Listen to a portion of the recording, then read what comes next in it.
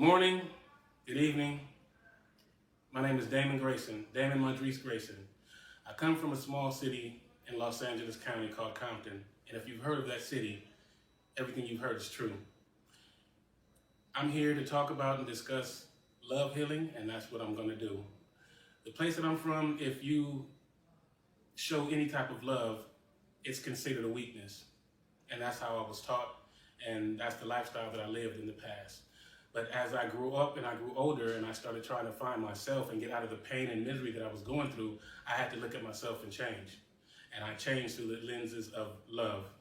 I Googled the word love, and what I got from Google was, in a noun sense, an intense feeling of deep affection. And here's one example. Babies feel parents with feelings of love. The second example was a great interest and pleasure in something, his love for football. And as a verb, the definition was feel deep affection for someone. And the example is, he loved his sister dearly. The second definition is like or enjoy something very much. I just love to dance. So I Googled that word, love, and it never said anything about self-love. So I said, that doesn't make any sense. Love begins from within. We always look for it outside of ourselves, and people, and clothes, and money, and all that, but it really starts with us, first and foremost. And in order to heal or love healing, you have to learn how to love yourself. And the first step to that is you have to learn how to forgive yourself. That's the first thing. Forgive yourself of anything that you've done wrong. Forgive other people who have done you wrong. And if you don't forgive yourself, you'll never have peace. Also, you have to forgive others as well. If you don't forgive others, how do you expect to be forgiven? So if you don't forgive yourself and you don't forgive others, you're going to hold blame inside of you, and you'll never be able to really love yourself. Secondly, the second step of love healing is to let go. If you don't let go, you'll harbor all that pain and negative energy inside of you. And as long as you do that, you won't be able to heal yourself. What I use is agape love. And agape love is to love unconditionally. And most of us don't know how to do that because we weren't taught that. We love through conditions. If you do this for me, I'll love you. If you don't do this for me, how am I going to love you? But my take on it is we should love anyway. Love on purpose. Love for no reason at all. And if you can learn how to do that, you can learn to love yourself, and that's the first beginning of healing. Also, you must realize that you're worthy to be loved. You deserve to be loved. A lot of us feel that we're not worthy to be loved, but we are. And once again, I say, you must love yourself first. It starts from within.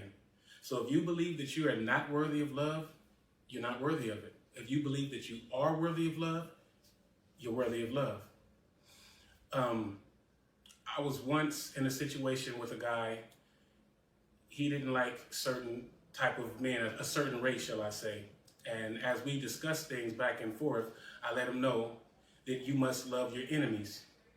And his question was to me, Damon, how do you love your enemies? And the words that came out of my mouth was, you have to love humanity. And that's difficult to do.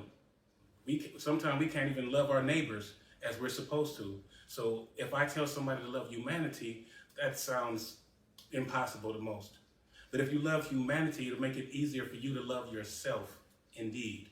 So bottom line is, in order to heal through love, you must love yourself.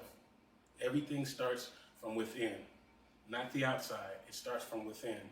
If you don't love yourself, how can someone else love you? If you don't love yourself, why do you expect someone else to love you?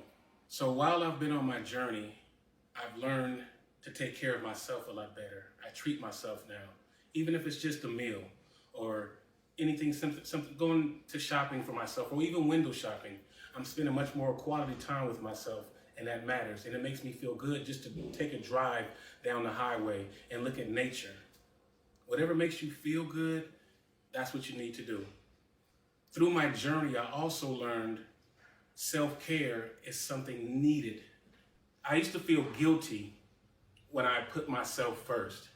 But if you don't put yourself first, who's gonna put you first?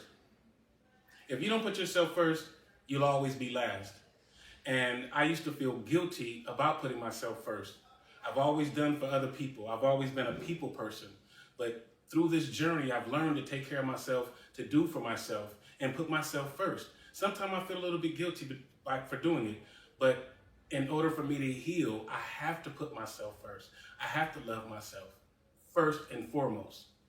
And during this journey, if you choose to change and to grow into a new person, you might lose a few people, friends, even family members.